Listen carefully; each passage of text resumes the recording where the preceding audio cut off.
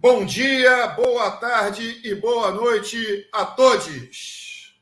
Estamos de volta. Com mais um Conexão Japeri para vocês que nos acompanham aqui todas as quintas-feiras e vocês que também estão nos ouvindo agora no podcast. Estamos no nosso programa número 35, 35º programa, hoje, dia 19/8/2021. Eu, Euler Costa, aqui direto da Boca do Vulcão, em Campo Grande, Big Field, Rio de Janeiro. E tá calor hoje, hein, pessoal? O vulcão tá fervendo. Nosso 15º podcast hoje também. Como sempre fazemos, vamos começar pelos números do coronavírus. Felizmente, hoje ultrapassamos o número de 572 mil mortes pelo Covid. E chegamos aos imunizados completos com segunda dose ou a dose única, num total de 24,8% da população. Ou seja, chegamos a 1/4 da população brasileira totalmente imunizada, o que ainda é muito pouco, tendo em vista que nós já estamos chegando no final do ano. Vamos acelerar, seu Quiroga. Libera essas vacinas aí, pelo amor de Deus. Enquanto isso, a variante Delta continua se espalhando numa velocidade altíssima. O estado do Rio de Janeiro já está com 90% dos leitos de UTIs ocupados e 85% dos leitos de enfermaria ocupados, porque a variante Delta ela é terrível. E o pastor da educação, que hoje está no Ministério da Educação, vulgo Roberto Ribeiro, que foi o que disse que a universidade é para poucos, agora trouxe mais uma novidade bizarra para nós. Falando num programa de televisão de uma emissora, ele disse o seguinte, sobre as crianças com deficiência. Ela, a criança, não aprendia, ela atrapalhava o aprendizado dos outros. Abre aspas para o ministro, tá? As palavras dele. Em outro momento, ele criticou o que ele chama de ensino exclusivismo. Segundo ele, não ajuda em nada, só atrapalha. E, enquanto isso, no mundo, após 20 anos de ocupação de conveniência e lucratividade, os Estados Unidos abandonaram o país, o Afeganistão, e o seu povo à própria sorte, deixando o grupo paramilitar radical islâmico, Talibã, que distorce os ensinamentos do Corão, voltarem ao poder, e com eles todo o horror que o califado pode trazer para as pessoas do Afeganistão, ao ponto do presidente fugir antes de todo mundo, inclusive com a proteção dos Estados Unidos, e pessoas em total desespero se agarrarem às rodas dos aviões e subirem com esses aviões até certa altura, e depois aquela cena triste e dantesca e lamentável das pessoas caindo, despencando dos aviões. Vale lembrar que o Talibã, esse grupo radical, ele já existia na década dos anos 80 e foi treinado e armado pelos Estados Unidos, que queriam dar o troco na União Soviética pela derrota que os Estados Unidos tinham sofrido na época do Vietnã contra os Vietcongs. Os americanos eles treinaram e prepararam os afegãos, os talibãs, para expulsarem os soviéticos, o que acabou acontecendo. Porém, mais tarde, um saudita chamado Osama Bin Laden se tornaria um dos maiores contra-Ocidente, né, de grupo contra-Ocidente, criando a Al-Qaeda, né, que atacaria os próprios Estados Unidos mais tarde. E essa ocupação durou desde então, desde o 11 de setembro, capitaneada na época pelo Bush Filho. Hoje, as mulheres e as crianças são os que mais sofrem na mão do Talibã por conta da Sharia, ou a visão distorcida do califado sobre o Corão, onde elas não têm direito a absolutamente nada. Tá? Engraçado que esse nome Talibã significa ou estudante ou aprendiz. Mas é isso, gente. Vamos seguir com as pautas de hoje. Primeira, só Jesus na causa. Fé para o Brasil crescer. Inflação, precatório e teto de gastos. E, para fechar, na mini-reforma do imposto de renda, professor leva pau. Essas são as nossas pautas de hoje. Eu vou começar trazendo o nosso querido decano, o que agora é o nosso Paulo Coelho do Cerrado. Vocês vão ver que ele está muito parecido com o Paulo Coelho. Lá de Anápolis, Goiás, o nosso querido e amado Marcelo Moreira. Vem para cá. Obrigado, Euler. Boa noite a todos. Tem certeza que era Paulo Coelho mesmo que você queria dizer? Porque o Paulo Coelho tem pouco cabelo. Quando você tiver com cabelo de novo, aí você volta a ser o Raulzito. Mas por enquanto você vai Faltou só o rabinho de cavalo, então. Da próxima vez que eu for raspar, eu vou deixar o rabinho de cavalo. Isso, deixa. Beleza. Paulo Coelho. Ainda bem que o alquimista é o Arthur, né? Isso aí. E agora, o nosso multi-homem, aquele que joga nas 11, mas não faz tabelinha, o cara do Economia em Quadros, o homem da Zona Sul, da Zona Oeste, lá de Freguesia, Jacarepaguá, o nosso querido Fábio Neves. Vem para cá. Com segunda dose. Desculpa o espirro, segurei, mas não teve jeito. Programa ao vivo tem essas coisas, né? É um prazer estar com vocês, é um prazer estar aqui com essa audiência incrível. E quero começar dando boa noite para quem nos deu boa noite aqui no programa. Simone, Cris, Esther, o Omar, o Gabner, a Dani e tantas outras pessoas que têm nos assistido, Tia Beth, tantas outras pessoas que estão sempre aqui conosco. Não teve jeito, desculpa o espirro, né? E é isso, pessoal. Mais um programa aí no ar. Nossa resistência no sentido de trazer ao público as coisas que estão acontecendo com nossa abordagem técnica. Obrigado aí, Dani, pela saúde, para você também. Seu taco tá espirrando menos que o do Paulo Guedes, o do Bolsonaro, fica tranquilo. Rapaz, é isso aí, tá bom? É isso aí, deixa eu trazer para cá, né, o nosso alquimista, o nosso Artiluz, agora nessa onda dos nomes curtinhos, né? O nosso rapaz lá da saudosa Rio da Prata, do Marcelão, do Marcelinho, o querido Arthur Luiz, vem para cá, meu querido. Boa noite. Antes de tudo, você aqui na cabeça do Marcelo, do ladinho do Marcelo, você clica aqui para você poder seguir a gente. Você clica no sininho e se tiver o normal, né, o personalizado, você clica em todas. E só um complemento rápido, é um tipo de discussão que eu tenho feito e que eu acho até que a mídia deveria apresentar. O Talibã, ele não retomou o poder no Afeganistão, ele sempre foi o poder. Os Estados Unidos ficou 20 anos e não conseguiu ocupar mais do que um quarto da geografia do país. Tanto que eu analiso que foi mais vergonhoso essa derrota do que a derrota do Vietnã. Né? Tem um pessoal que meio que comparou, mas a derrota é muito mais vergonhosa. 20 anos no país, não conseguiu ocupar mais de um quarto do espaço geográfico do país e falar que o Talibã não era o governo. O Talibã sempre foi o governo. Os Estados Unidos não conseguiu mexer um dedo contra o grupo que ele mesmo criou, né? Injetou dinheiro, né? A CIA injetou dinheiro neles. Euler, você esqueceu de falar uma parada rapidinho, e a coisa de segundo que eu vou colocar é o vídeo do Girão, que no meio da CPI ele colocou uma votação de um pedido dele, e aí ele votou contra o próprio pedido dele. E é rapidinho, é só uma parte engraçada para o pessoal poder ver essa situação agora. Ó. Aqueles que aprovam o destaque do senador Girão, permaneça como estão. Aqueles que não aprovam, levante o braço. Levanta o braço aí, ô Vulga. Aprovado o destaque. Então, é a situação que ali foi o assessor dele, falou, não, cara, baixa a mão aí, porque é o que tu mandou, não é para tu votar contra, não. Para ver o nível dos senadores para o governo que não sabe nem o que estão propondo lá na CPI. É isso aí, pessoal. É um circo, né? Vamos lá. Mas vamos começar, vamos puxar o nosso trem, começar a puxar o trem. Agradecer a todos que chegaram, a professora Paula Ramos, que chegou também, a Thaís. Muito obrigado. Primeira nossa pauta de hoje, inicial, só Jesus na causa, fé para o Brasil crescer. Que história é essa, Fábio Neves?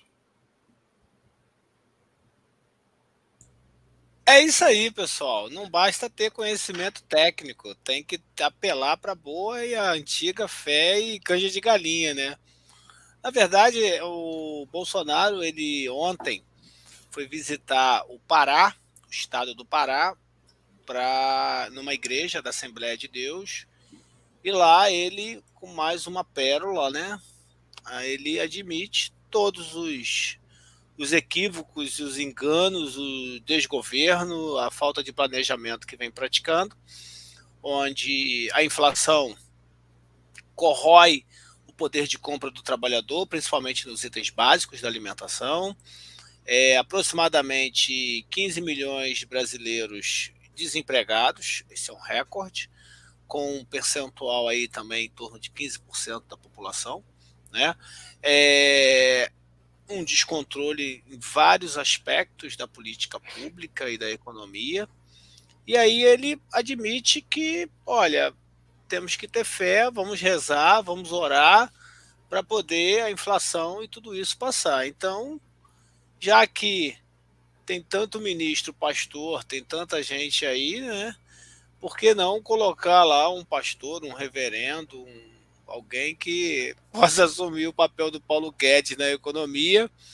E aí nós vamos fazer isso agora.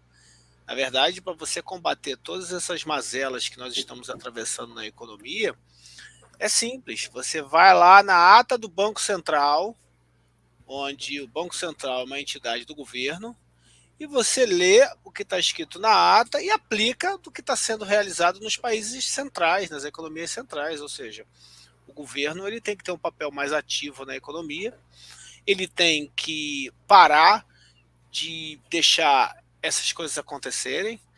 Por exemplo, garantir a segurança alimentar é um ponto básico, né? Essa é uma pauta que já foi dita aqui várias vezes, fome no campo, por exemplo, né?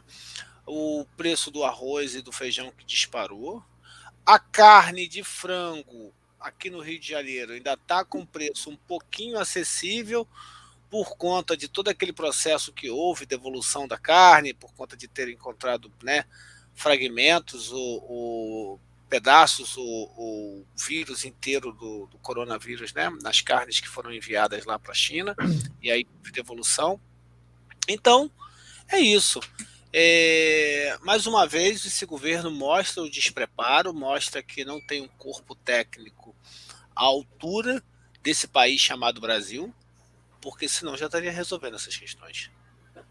Essa inflação persistente, esse desemprego galopante e todo esse processo que a gente vê de fome e pobreza da população, isso não pode ser colocado na conta do divino. Isso aí não pode ser simplesmente colocado na conta da reza, da oração ou da bênção ou qualquer outra atribuição religiosa, né? Que eu muito respeito a diversidade religiosa nesse aspecto. Então, sinceramente, quem está lá tomando a decisão, realmente falta cérebro, mas com certeza o governo tem técnicos concursados, técnicos de carreira, que têm capacidade de resolver essa questão. Técnicos estes que atravessam aí 20, 30 anos de carreira e têm conhecimento para isso. Para mim, esse desgoverno, né, desse inominável mostra isso. Então, eu quero ouvir agora um pouco da opinião de vocês nesse aspecto. Eu só quero dizer, agora é o Marcelo, eu só estou rindo do que a Esther botou. É inacreditável. Essa semana vi a foto de pessoas orando em um posto de gasolina para o preço abaixar. É bem isso, né? É uma vergonha mesmo, Esther. Mas a fala agora é do Marcelo. Cara, eu não sei se seria cômico se não fosse trágico, mas enfim, mas é isso mesmo. Nós estamos numa situação realmente surreal no Brasil, porque as pessoas estão começando a se apegar em questões, enfim. Não vou usar o termo, de repente eu posso usar um termo que não seja o adequado, mas quando sai do plano material e vai buscar os planos, porque realmente nós perdemos alguma capacidade de crítica, né? que seja capaz de resolvermos os nossos próprios problemas materiais, aquilo que nós criamos. E aí a gente fica transferindo, né, para outros ambientes, para a solução daquilo que nós, né, produzimos. Quando eu falo nós, é porque nós estamos no meio da coisa, não tem essa. O Fábio chamou atenção, agora mesmo saíram aí os resultados, né? A possibilidade de termos pela frente mais aumentos para carnes, né? Frango, boi gordo e carne suína, porque grãos, milho e soja bateu a casa de 77% de aumento, né? E a ração, né, para boa parte aí dos animais para o abate, né? A ração para os animais para o abate vai aumentar, o preço vai aumentar, e isso vai incorrer no aumento dos preços. Então, daqui a pouco, como a Esther chamou a atenção, vai ter gente entrando nos açougues, ajoelhado diante dos açougues, coisas do tipo. Isso é um desespero, isso é resultado. Bom, eu tinha até ensaiado outra coisa, eu sonhei com isso, que nesse momento eu ia falar, em algum momento aqui, eu ia falar especificamente para aqueles que cometeram o que fizeram em 2018, votando nessa equipe que está aí. Mas eu não vou fazer isso, porque eu só espero que é o seguinte, se essa coisa, no turno ano que vem, com uma alternativa, seja ela qual for, eu peço encarecidamente, aí eu estou falando aqui diretamente para aquelas que votaram no inominado. Não vote, não saia de casa, tá certo? A taxa por não votar é tão barata, não compensa, não vai compensar o preço de passar mais 4 anos ouvindo a gente dizer, né, que vocês erraram feio, quando deixaram de votar num professor para votar nessa coisa que está aí, que não tem um projeto. O projeto é destruir o Estado brasileiro. É entreguista.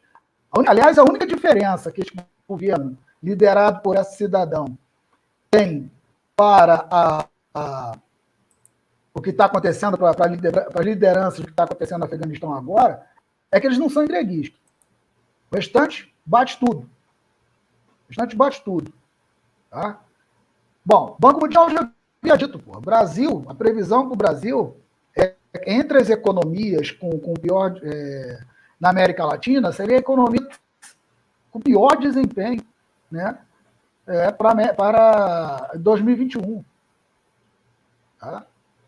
Agora mesmo o IPEA lançou um novo estudo, o Instituto de Pesquisa Econômica Aplicada, já dizendo que as economias que demoraram para sair organizar a política de combate à pandemia vão demorar a sair, está o Brasil no miolo. Né? Em 2020, o Brasil já teve uma perda, aí, um crescimento negativo de 4,1%. Eu não sei o que está acontecendo com esses economistas por aí afora, que estão dizendo que a economia vai crescer mais de 5%. Alguns já estão revisando o cálculo dizendo que vai crescer 3,5%. Eu já acho muito. Eu já fiz minha aposta aqui ao vivo, está gravado lá no início do ano. No final do ano, vocês recuperam os programas do início do ano. Né? Mas o Brasil vai ser a economia que menos vai crescer na América Latina, previsto pelo Banco Mundial. E uma economia que não cresce há 15 anos. Agora, o que está acontecendo? Está acontecendo. A piora da economia vai tirar o voto dele em 2022. É bem possível que ele use isso para uma ruptura institucional. Rataguado. É bem possível que ele leve isso para uma ruptura institucional. Né? Aliás, as outras pautas do dia vão colaborar nesse sentido, né, para mostrar o que está acontecendo. Né? Mas nós estamos com um país que tem uma taxa de desemprego alta, se estabilizou na maior taxa da série, a inflação que não para de crescer, o dólar que não para de subir, e a taxa de juros que não para de subir, não consegue controlar o aumento do dólar. Aí o cara vai e diz que é necessário fé e crença para fazer a economia crescer. Bom, tudo bem, guardadas as devidas proporções, vamos lá. A César o que é de César, o ministro Paulo Bernardo falou a mesma coisa em 2007. Eu preciso ter fé para a gente crescer. Estávamos em meio a uma crise sistêmica, financeira, internacional. E a economia se saiu muito bem dela. Por quê? Com política interna, política econômica, uma equipe econômica batuta. Vou dizer isso. Tá? Nos anos de 1990, metade dos anos de 1990, uma liderança do Banco Mundial falou a mesma coisa. Para as economias emergentes cresçam, é necessário que elas tenham fé. o desespero bate aos neoliberais e aos mal formados em economia, né? Quando não consegue organizar a equação e fazer o dever de casa que deve ser feito, né? O Estado organizando, chamando para si a responsabilidade. E aí nós temos, né, um semi-analfabeto econômico, né, de economia, sentado na cadeira da presidência, aliás, um analfabeto, com um semi-analfabeto no Ministério da Economia, que bate no peito e diz que é ministro do mercado financeiro, né? Bom, é isso. Mas uma coisa é certa, eu tenho fé que este governo não vai continuar a partir das eleições do ano que vem. Pelo menos fé nisso eu tenho. É isso aí, né? Então, o Marcelinho, que já falou praticamente tudo, a mim resta dizer o seguinte, eu não vejo muita incoerência, não, Marcelo, porque os neoliberais, eles já sempre tiveram uma visão muito, assim, de crença, né? Eles têm muita crença em coisas que a gente não consegue ver como que isso vai acontecer. Várias teorias neoliberais, elas dependem muito de uma crença para que aquilo que eles pretendem pôr em prática dê certo. Então, assim, acho que já tem uma coisa ligada à questão neoliberal, porque a escola neoliberal ela já vai, por si só, tendo que criar meio que uma religião para poder que as coisas funcionem. A gente tem aí os exemplos de por onde o neoliberalismo foi colocado em prática de acordo com a cartilha, né, o resultado. E, como todo mundo já falou aqui, o nosso atual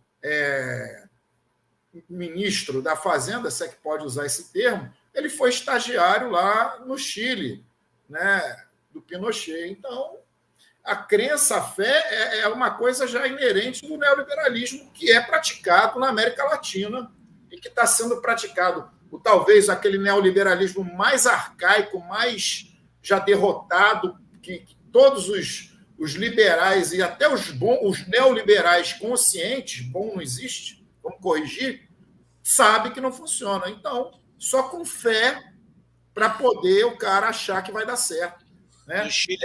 Subindo a taxa de juros para controlar o dólar e ajudando a aumentar a inflação, reduzir a demanda, né? E não controlando o dólar, porque é um governo que não tem confiabilidade nenhuma. Então, companheiro, é muito complicado. Eu só vou corrigir aqui que eu falei errado o nome do desministro da Educação, que é Milton Ribeiro. Tá? O meu amigo Fábio Neves me corrigiu. É Milton Ribeiro, o desministro da Educação. Ele relinchou essas frases que você comentou no início do programa. Pois é, relinchou mesmo, porque falar aquilo ali, que criança deficiente atrapalha as outras, é um absurdo. Mas é isso que eu tinha para dizer nessa pauta. Fazendo uma ponte no que o Marcelo falou lá no início, eu vou fazer uma piada com uma citação do Marx, do 18 de Brumário, que ele coloca: a história se repete primeira vez como tragédia e a segunda como farsa. Aqui no Brasil, a história se repete primeiro como comédia e na segunda como farsa. Porque aqui sempre na primeira vez parece uma comédia, parece uma palhaçada ocorrendo atrás da outra, e aí depois, de fato... pastelão, né? Comédia pastelão. Exatamente, comédia pastelão. E uma coisa que eu acho que eu meio que estava procurando aqui, é óbvio que eu não tinha preparado isso, e aí eu pensei isso na hora, né? E eu lembrei de Caetano Veloso e Gilberto Gil, com Andar com Fé Eu Vou.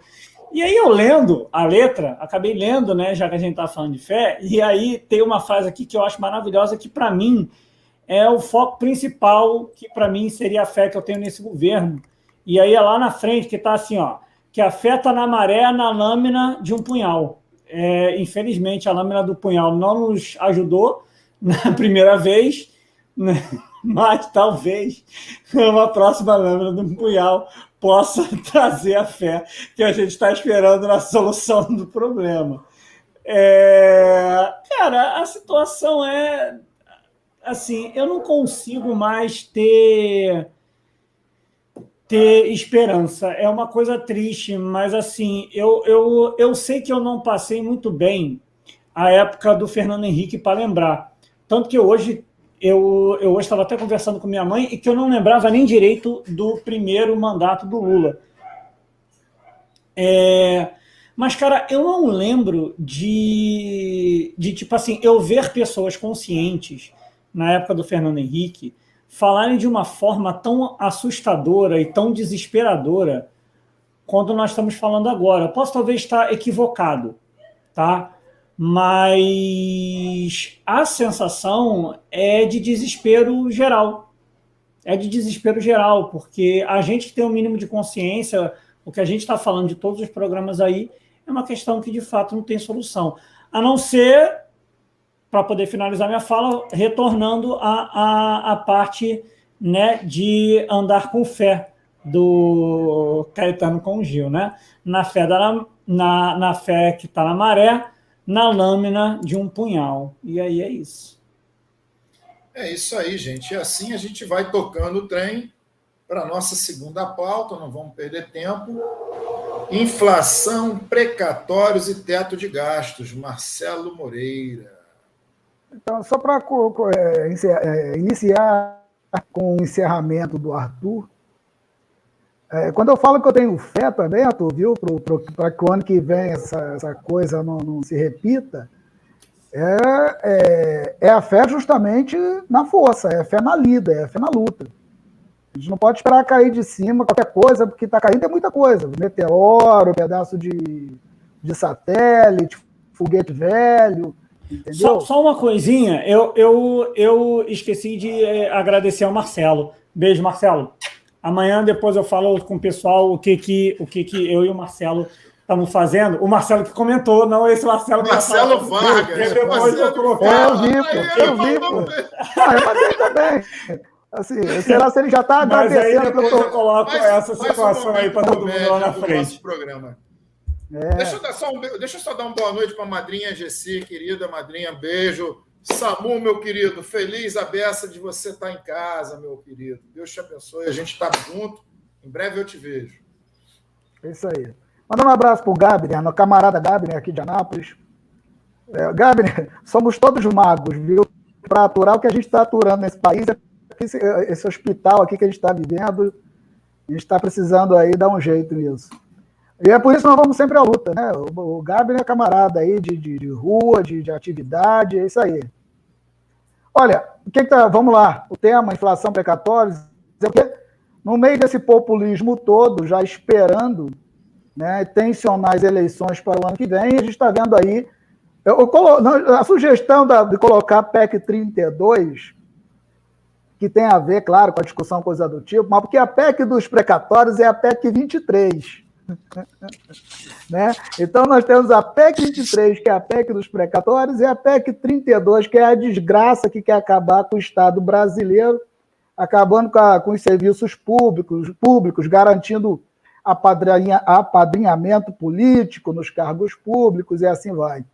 Né? Mas o que está acontecendo aí na discussão dessa semana a respeito dos precatórios e que traz a inflação? É justamente a possibilidade de um avançar populista, né, deste desgoverno, porque a inflação, do jeito que está, ela tende a causar, tá certo, um impacto nas despesas obrigatórias indexadas, salário mínimo, gastos sociais, e isso tudo vai bater diretamente, tá certo, na diminuição dos investimentos que se relacionam diretamente, inclusive, com o chamado aí, a questão não só a renda mínima universal, mas que ele mudou de nome agora, que é o Auxílio Brasil, tá certo? O Auxílio Brasil.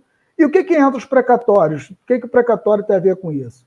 Né? É que os precatórios tendem, né, nas palavras do secretário, né, de Economia, o Bruno Funchal, tende a comer quase todos os investimentos, tá certo? Houve aí um aumento de quase 34 bilhões, tá?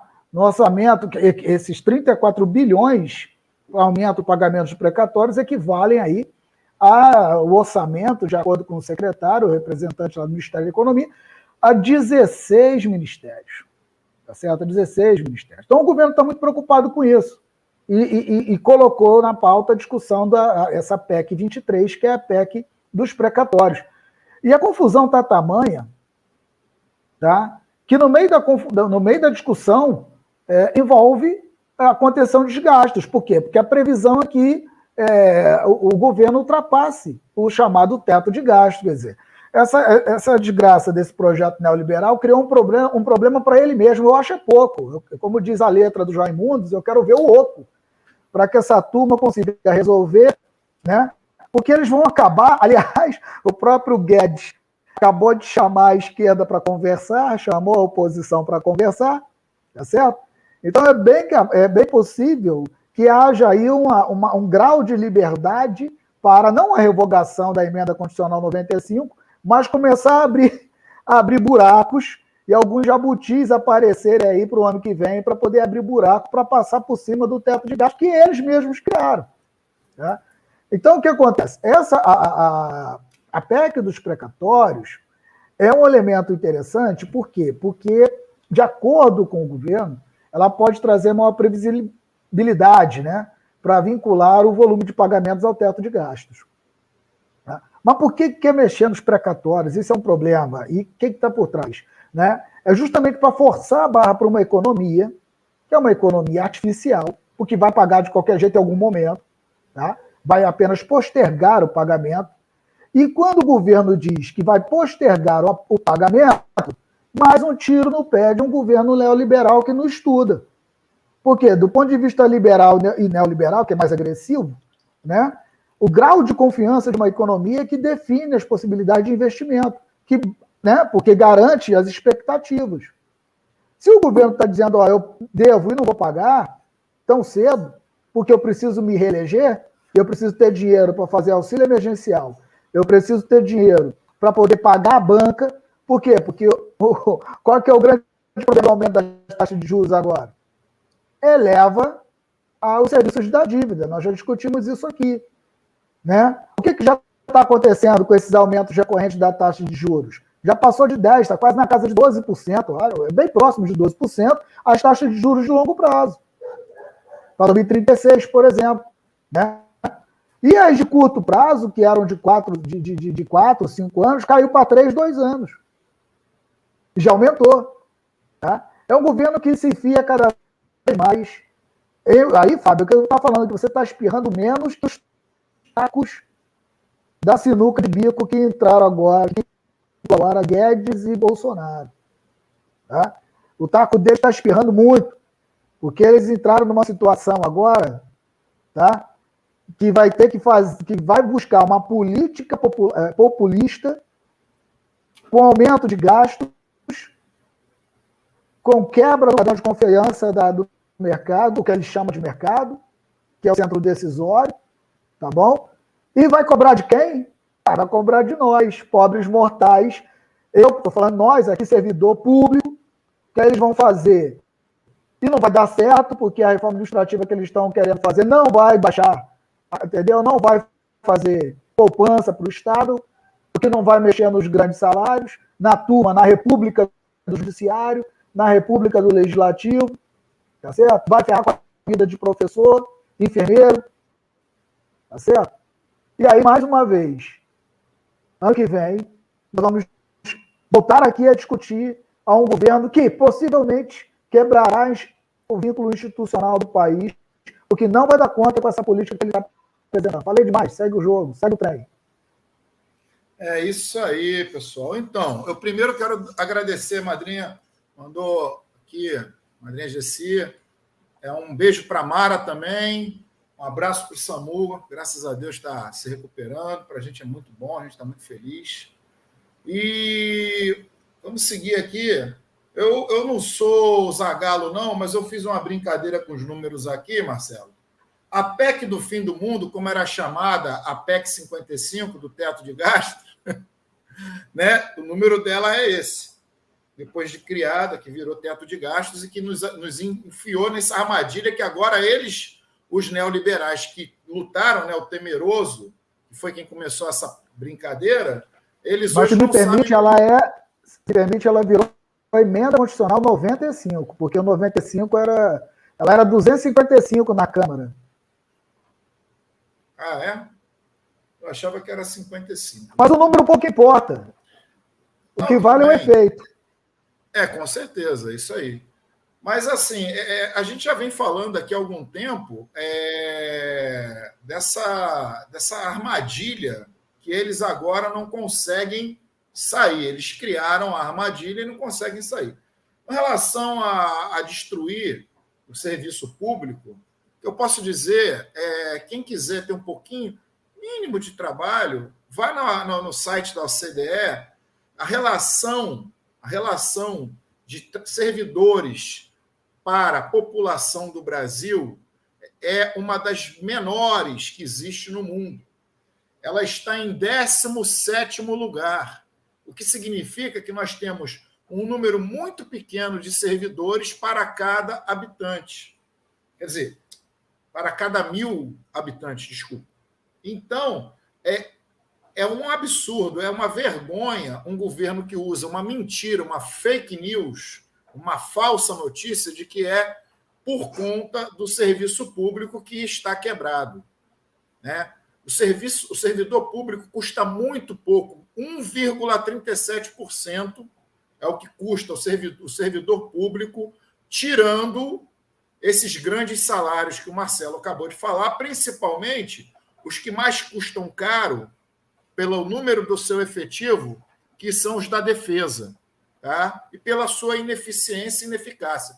Então, o custo-benefício deles é o pior de todos, porque eles custam muito caro, têm um efetivo enorme e eles não têm uma eficiência nem uma eficácia, já que é para falar dessas coisas que os neoliberais tanto gostam: eficiência, eficácia, bater meta, produtividade, né? 5S, essas coisas todas, né? Brainstorm, vamos lá. Então, eles são, sim, os grandes sanguessugas que não servem para praticamente nada. Haja visto o vergonhoso desfile de cacarecos fumacentos que tivemos há pouco tempo, né? Uma vergonha internacional, e o judiciário que vai manter a sua proteção, o seu corpo super poderoso, vai continuar com os salários de 200 e poucos mil reais, o legislativo também continuará intocado, e como o Marcelo falou, vai se destruir o serviço público que realmente atende a população e que é o fiscal da coisa pública, né? Que é aquele cara que tem coragem de chegar e falar: ó, tem uma coisa errada aqui. Né? E a outra PEC, a PEC 23, vai ajudar a aprofundar o quê? A incerteza num país que já está recoberto de incertezas, né? Que nenhum investidor tem confiança, por isso que o dólar não cai, por isso que a inflação persiste, né? E o banco, o Campos Neto, né, fica lá achando que vai reduzir a inflação, jogando juros, dando a cada hora uma porrada de 1% na taxa de juros, né? Então, é tipo de situação que, como disse lá no início o nosso querido Fábio, tem que ter muita fé mesmo para achar que vai sair desse imbróglio. Não vai. Com essa equipe, com esse governo, companheiro, entendeu? Não vou pagar precatório para fazer caixa para o ano que vem reeleger o meu presidente. Bacana. Eu fico imaginando aqueles que votaram nele e que tem precatório para receber. E deve ter bastante, inclusive de empresas. Né? O que farão agora? É isso. Então, rápido e rasteiro, era só isso que eu tinha para falar. O que é mais engraçado é que o Paulo Guedes ele tem uma mania de ficar falando com as mãos, né? E aí ele fica fazendo assim. Eu vou até me instanciar para poder imitar. Não, porque tem muito mercatório, aí vai ficar 89 milhões, aí não vai dar para pagar, aí o que nós vamos fazer? A gente vai simplesmente... A gente não vai deixar de pagar. É porque também não é uma dívida fixa para poder ficar. Ela simplesmente é título.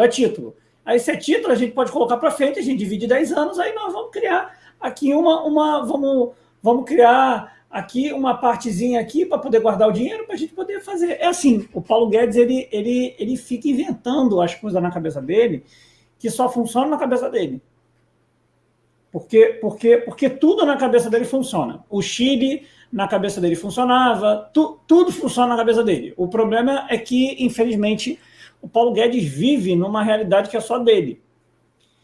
E o problema é que fica parecendo que o problema brasileiro econômico são os precatórios. Parece que nós temos uma economia pujante, nós temos tudo dando certo. O problema é que o precatório ele é uma pessoa que está lá enfiando o punhal. Ele está lá, ó, sangrando, entendeu? A nossa economia está sangrando devido aos precatórios. E aí é um governo, olha que loucura, né? Eu acho que talvez a única coisa que o governo verdadeiramente falou é que é aquele anti-establishment, né? Que eu tento falar igual o Bolsonaro, que acho que é. Como é que ele fala? Establish, que ele não consegue falar direito, mas enfim. E aí, de fato, porque o governo ele sacaria toda a parte econômica que poderia funcionar. E aí os caras são pró-capitalistas, sendo que não tem o mínimo de noção de nada. E aí reforça o que a gente falou há mó tempão atrás, que o teto de gastos era simplesmente criar um problema para um outro problema que não criaria solução. Porque ficava parecendo que o Brasil, o nosso problema é que a gente não consegue organizar o que nós temos de capital com o que nós precisamos criar de investimento e de infraestrutura. E aí se criou aquele debate antigo, porque não é só o Bolsonaro que criou esse debate, a direita tem uma mania de fazer esse debate, o Brasil tem dinheiro a rodo, é simplesmente falta de investimento. Se você pega o PIB per capita nossa em relação a vários outros países, isso já mostra que a nossa capacidade de investimento per capita é muito baixo em relação a outros países. Não é somente uma questão de gestão. Não é somente uma questão de gestão. A gente precisa, de fato, ter algo organizado como uma meta de proposta política, econômica, social. Que se crie planejamentos. E aí, olha que beleza. A gente não precisa ir lá na época da União Soviética, que foi pós-UNEP, que se criaram os planos quinquenais. Diversos outros países, hoje, até do mundo capitalista, usam a ideia de planos quinquenais. Os governos têm propostas a longo prazo. Não é só essa coisa de lá no finalzinho a gente fazer o nosso orçamento, a nossa LDO. Não é assim. Não é somente assim. Só que o governo entrou achando que ia ficar inventando qualquer coisa e ficar criando a roda. E aí, né, o Paulo Guedes, não, porque aqui você tira o dinheiro daqui, que você faz para lá, que não sei o que lá, e você cria aqui uma renda aqui, e acabou, resolveu. E aí ele sempre resolve da coisa mais maluca. E aí, sei lá, vamos fazer a reforma. E aí a reforma vai o quê? A reforma a gente vai conseguir, de uma forma limpa, conseguir 10 bi em 10 anos. Aí, ou seja, eu estou economizando 1 bi a cada ano. Aqui, até colocou, né? As soluções do Paulo Guedes são igual ao refresco do Chaves, que é de limão com sabor de groselha, com cor de laranja e cheiro de uva. O cheiro, eu ia falar que tem outro cheiro, mas talvez não possa, né, utilizar a palavra mais adequada para o cheiro, que seria as soluções do Paulo Guedes. Mas é isso. Tem esse cheiro. Tem cheiro de Chile. Olha que beleza. Tem cheiro do Chile antigo. É isso. Tem cheiro do Chile antigo. Pessoal, na verdade, o que eu quero dizer é o seguinte em relação a essa pauta. É um projeto. E essa expressão não é minha, já foi dito aqui por outras pessoas.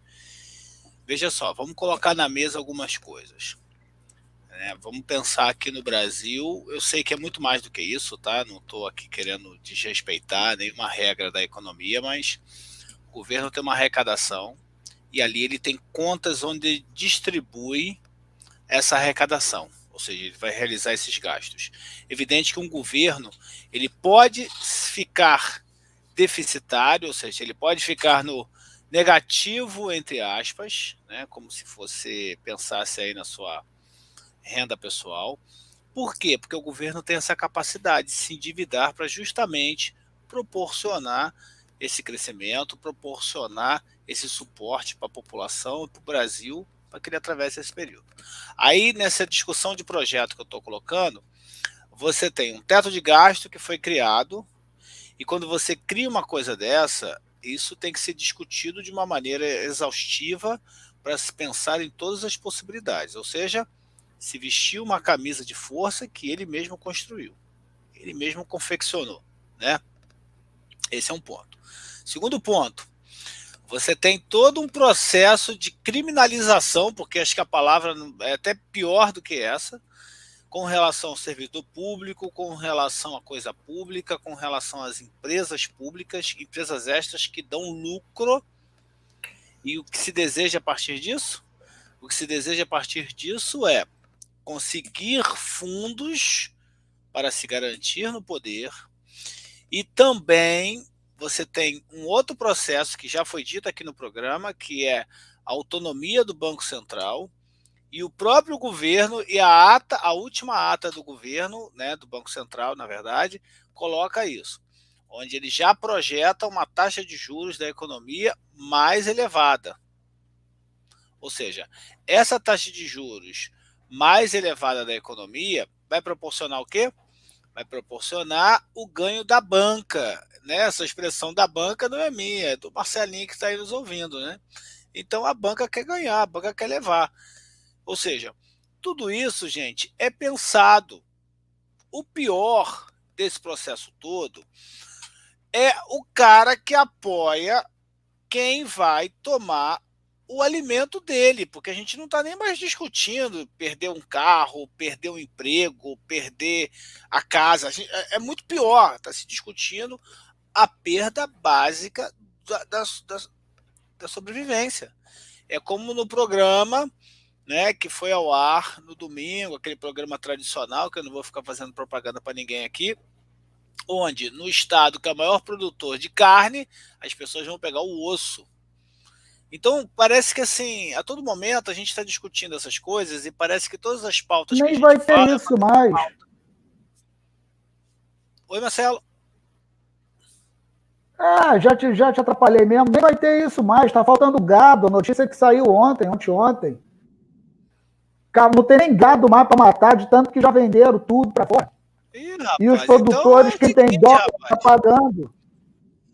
Nem vai ter osso mais para fila. Nós estamos entrando na... Sabe o que é isso, Fábio? Barbárie.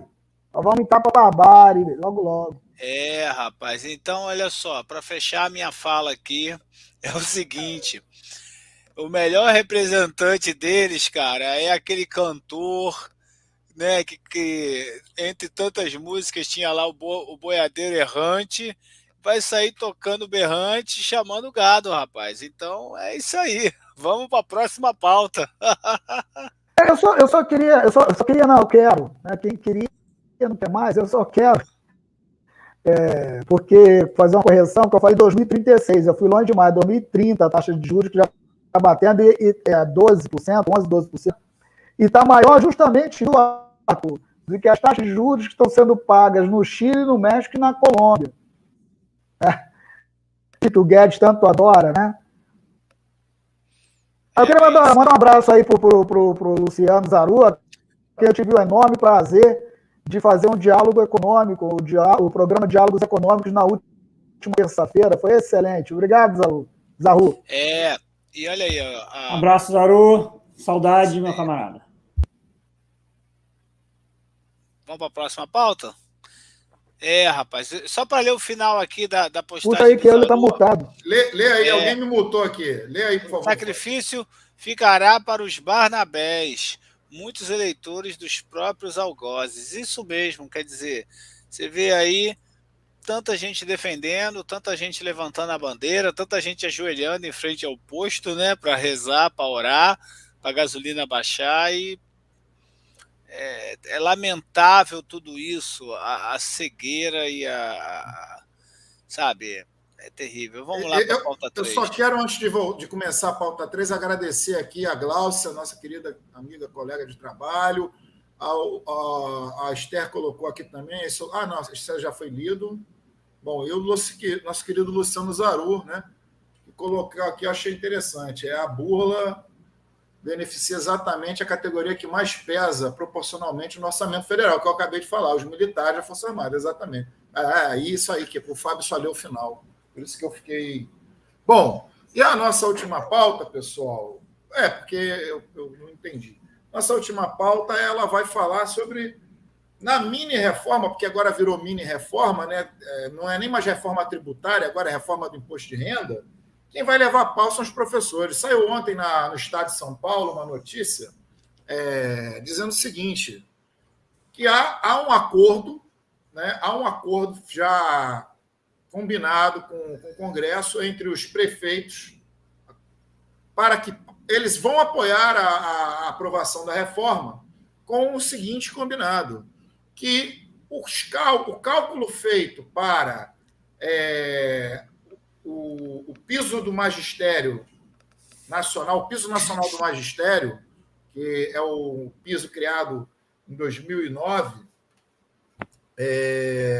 que atualmente está em R$ 2.886 para os professores de 40 horas, o que dá aproximadamente 72... Não, desculpa. O que dá aproximadamente R$ 36 a hora, tá? Ele vem defasado, tem uma defasagem hoje, no cálculo original, de 203%, 203,81%. Mas, segundo o combinado lá com os prefeitos, vai mudar a forma de cálculo. Essa forma de cálculo vai utilizar como base o Índice Nacional de Preços do Consumidor, INPC, e aí, de 203%, ela vai cair, a defasagem vai cair para 61%, 61,38%. Ou seja, vão tungar, vão tirar do que não pagaram ainda, né? Já estão tirando dos professores nada mais, nada menos do que 140% aproximadamente. E isso é muito grave, por quê, pessoal? Porque esse piso nacional ele é o que vai balizar o salário de todos os professores do Brasil afora, principalmente os professores da escola pública, mas também os das escolas particulares, porque esse piso, em teoria, tem que ser respeitado. E quando a gente faz pega esse número e abre ele para os outros tipos de professor, que tem professor também no regime de 16 horas e o professor no regime de 20 horas.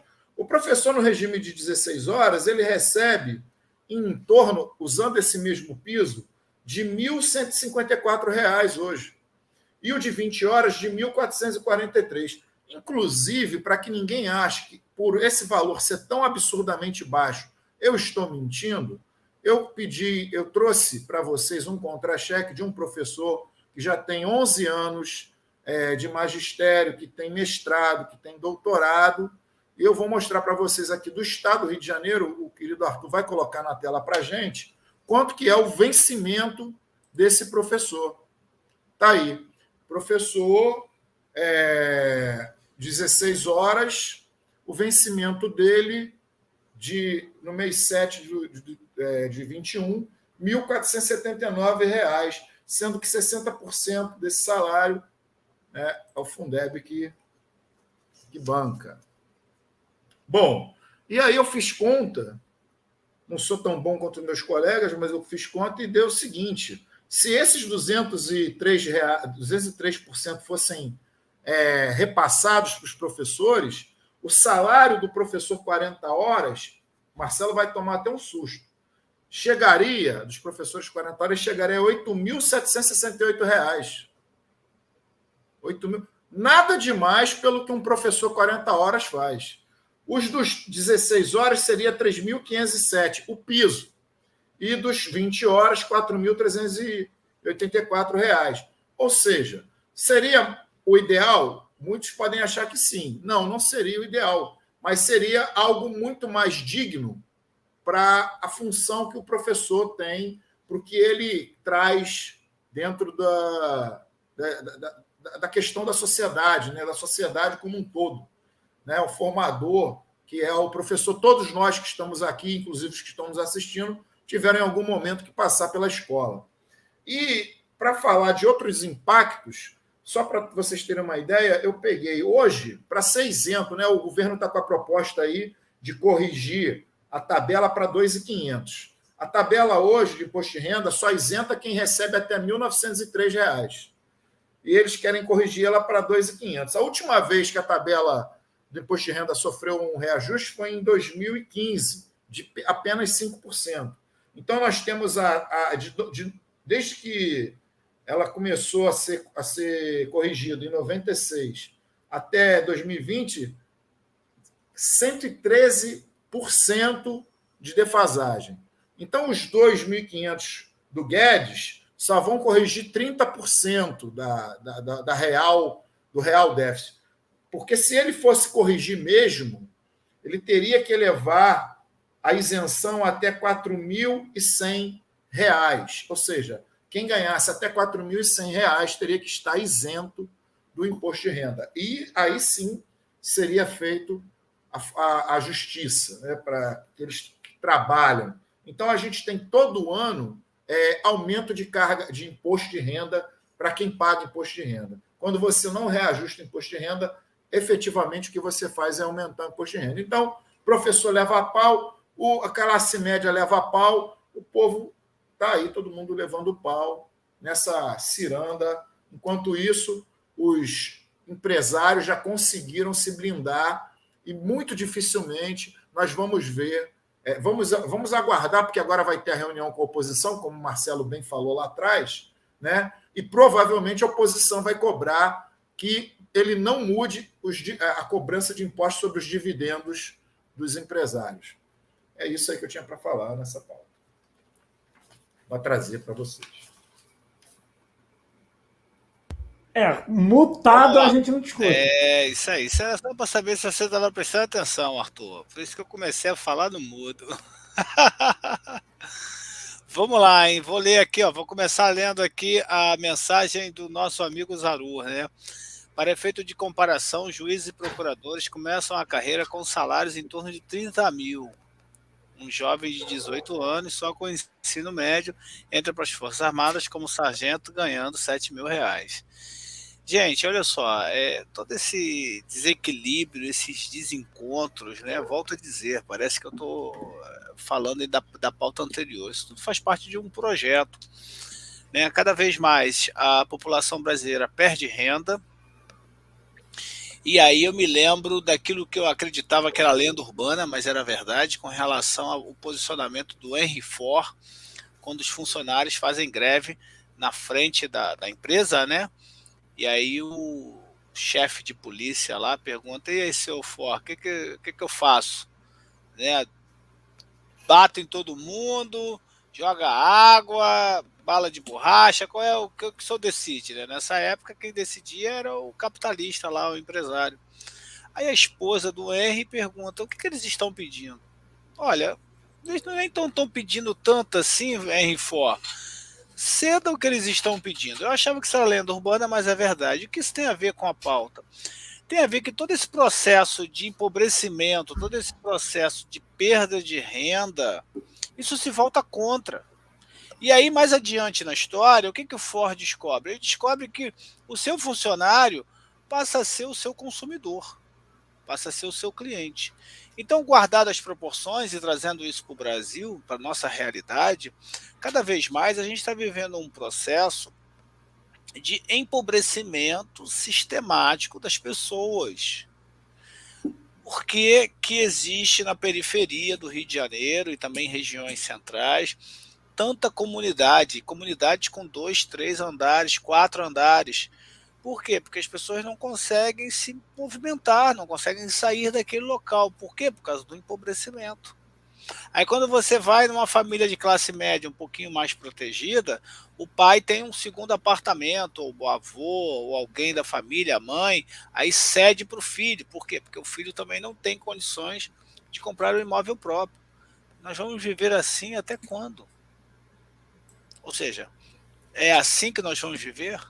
Sabe, essa reforma tributária, ela tá aí, foi fatiada, né? Aí vira mini reforma e cada vez mais a coisa desanda.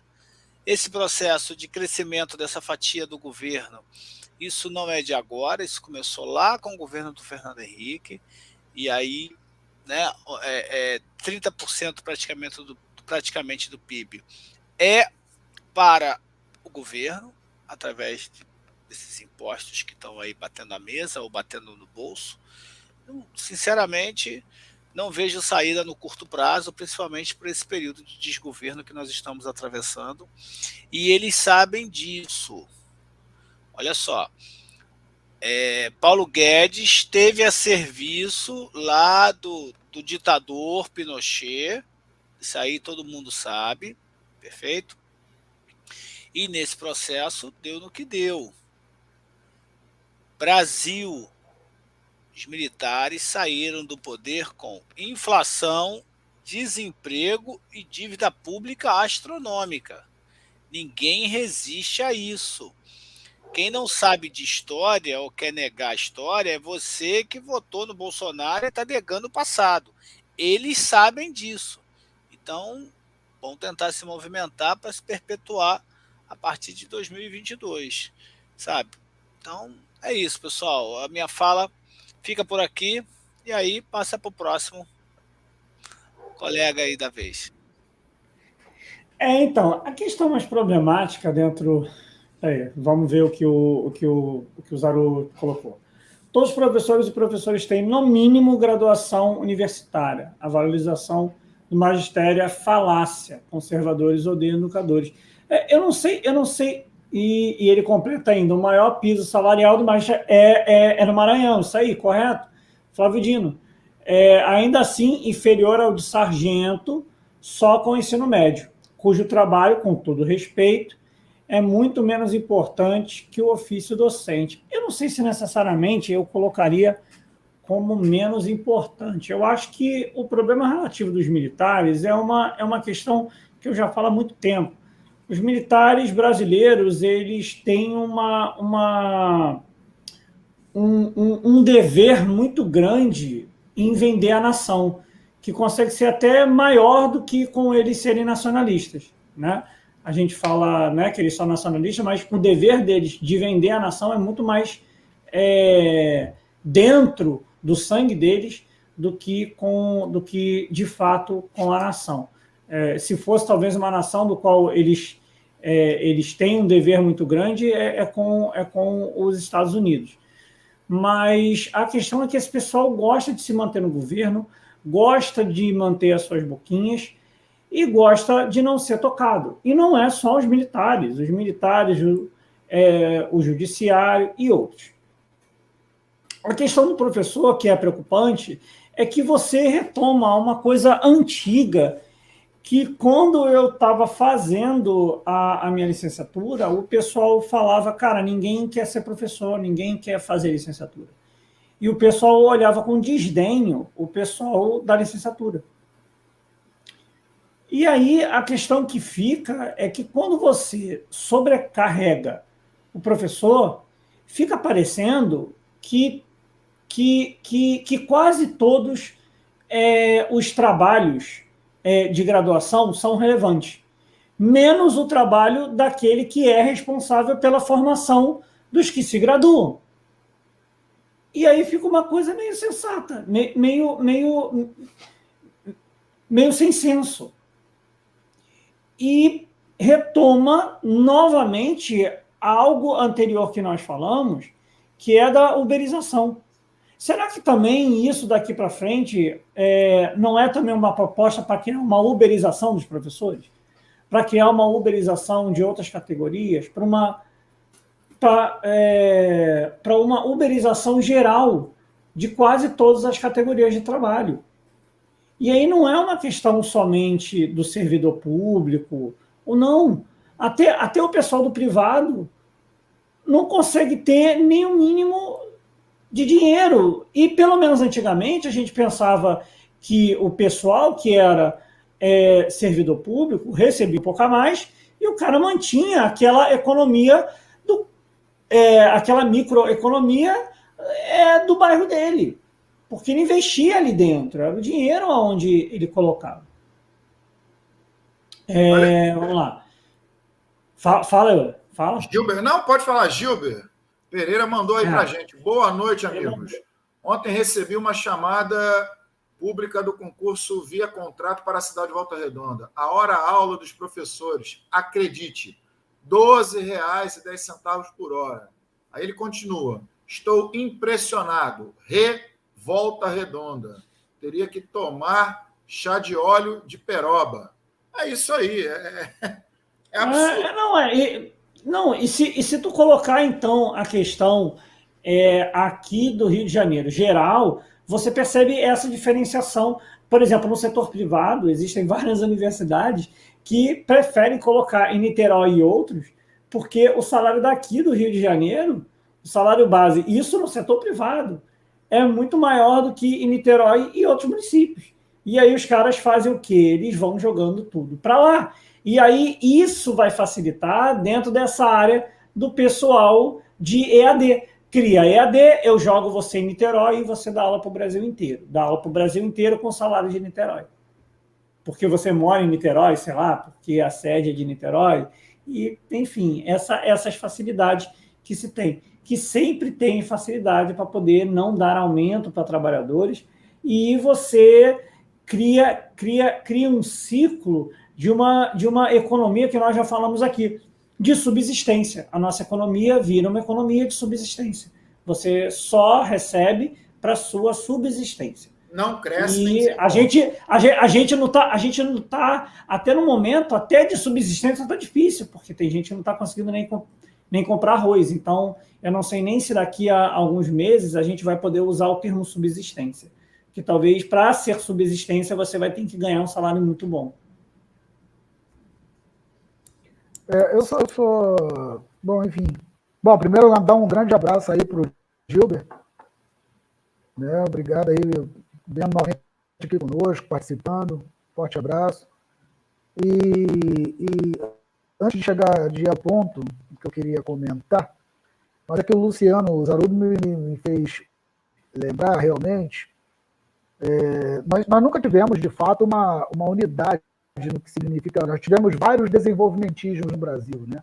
Os não nacionalistas, os nacionalistas, os liberais, né? E o retorno dos não nacionalistas, né? Eram puxados, vai ser puxado por Roberto Campos e uma equipe, uma parte da ala dos militares, que sempre foi dividida, né? A Guerra do Paraguai mostrava isso.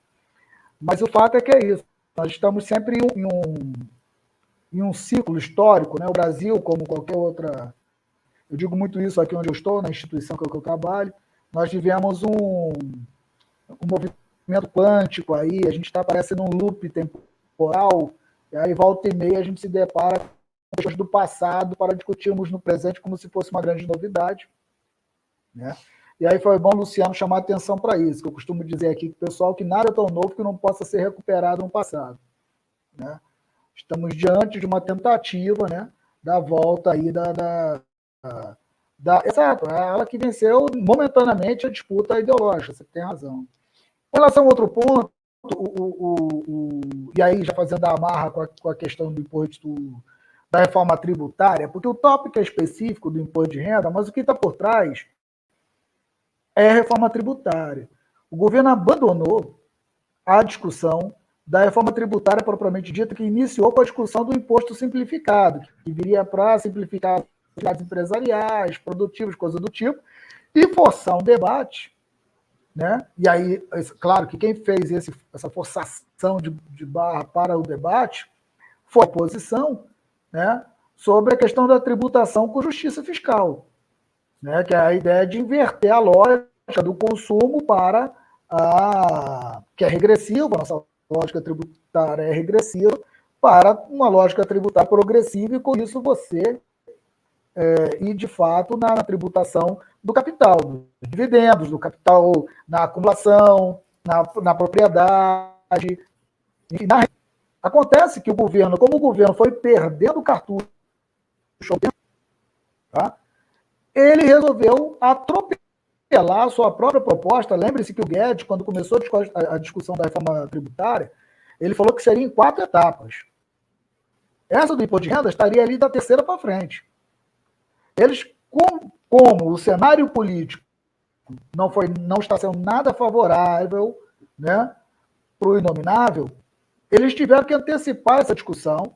O Lira tentou trazer e dançou de novo, tá certo? Por quê? Porque quando caiu a pressão da questão do imposto de renda sobre a divisão para os estados do Pacto Federativo e caiu nos municípios, pronto, a frente dos municípios entrou com carta, os governadores chegaram junto, até que alguém teve a grande ideia de introduzir professores na parada, que aí essa discussão falou, não, aqui não vai passar. Aí o próprio Lira falou, não, vamos ter que suspender essa votação, tá certo? E vamos ter que voltar com essa discussão em algum momento mais favorável, né?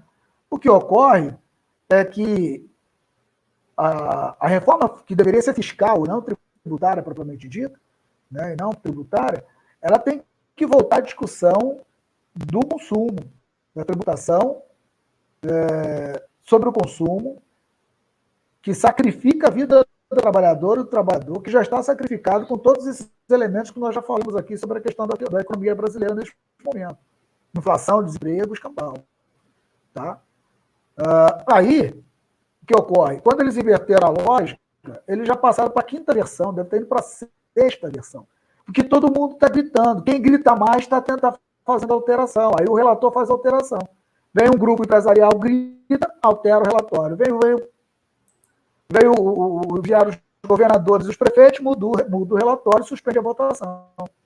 É o resultado de um governo que está completamente à deriva. Se fosse só ele, estava bom, mas ele leva o país inteiro com ele à deriva.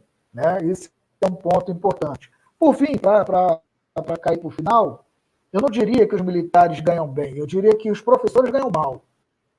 Eu acho que nessa questão da divisão social do trabalho, existe uma questão que envolve o assalariamento. Eu vou dar um exemplo. As três forças começaram já há alguns anos a abrir processos seletivos para contratar de forma temporária graduados e graduadas, para ficar 6 anos, né, atuando nas Forças Armadas. Pagam R$7 mil. R$7 mil. É muito ou é pouco? Bom, eu diria, comparado à informação do Zaru, que diz que o sargento com o ensino médio ganha 7 mil, é pouco. Que 7 mil para ensino superior, o cara que está graduado para 7 mil com um cara que está no ensino médio, é pouco. Eles não têm padrão. É um contrato temporário de 6 anos. Eu estou vendo a garotada saindo da faculdade sem tempo, está todo mundo entrando aí nesse processo temporário das Forças Armadas. Tá? Eu acabei de ver agora, semana passada, uma colega de trabalho que entrou aqui na universidade e foi embora. Pediu exoneração para ser assessora por parlamentar.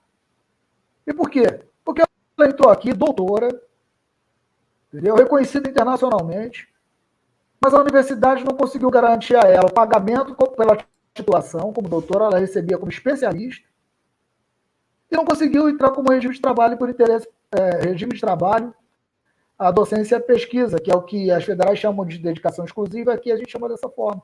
Seria dedicação exclusiva nos federais, que é 50% do salário para o professor.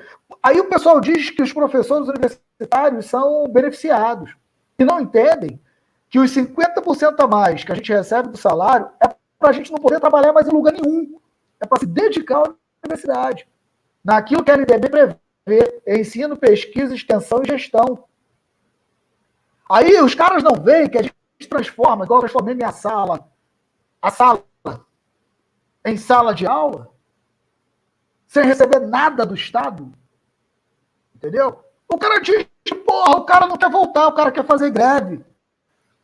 O último estudo que eu pedi para fazer, os camaradas do DIEESE fizeram aqui, nós estamos com 54%, que é o valor do reajuste, a reposição salarial que nós devemos ter. É claro, você vai na rua, vai discutir de 54% com um trabalhador que só está tomando cacetada. 2 anos que o salário mínimo não tem aumento real e é possível que não tenha para o ano que vem de novo? Não dá, fica difícil, não é isso? Então, é o que o Gil chama atenção. A gente anda voltado redondo, quadrado. Entendeu? O que está acontecendo? E a população, quando a gente fala assim que o servidor público Nós estamos pedindo apoio. O Caiado acabou de ofertar aumento salarial para os professores. Aí ele colocou lá, fez campanha no estado inteiro, tá, toda a mídia nacional. Caiado dá aumento salarial para professores, profissionais da educação.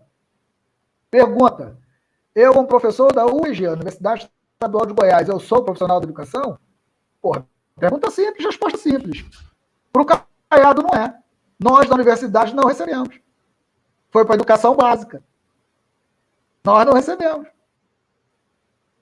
Aí a gente faz uma brutal mobilização, igual fizemos ontem, foi mesmo, porque nós fizemos uma paralisação aqui e conseguimos um evento enorme via a nossa associação, a Seção Sindical do Andes, aqui a nossa ADUEG, Associação Docentes da Universidade Estadual de Goiás, e lota, e mobiliza, e não vão para a rua e não vão para o pau. Porque com um governo desse, em nível federal e nível estadual, que entende que professor da educação superior não é professor e não precisa ter aumento, e aí você gasta com energia, você tem que se ferrar com internet, que é ruim pra cacete, o serviço de internet aqui na cidade toda hora falha, principalmente, né, nas localidades onde a gente mora. Aí tem que comprar livro, tem que se especializar, tem que se qualificar, e a população acha que a gente está falando demais, porque a gente é beneficiado. E eu não posso trabalhar em lugar nenhum, entende? Porque como eu sou DR, eu só posso trabalhar na universidade.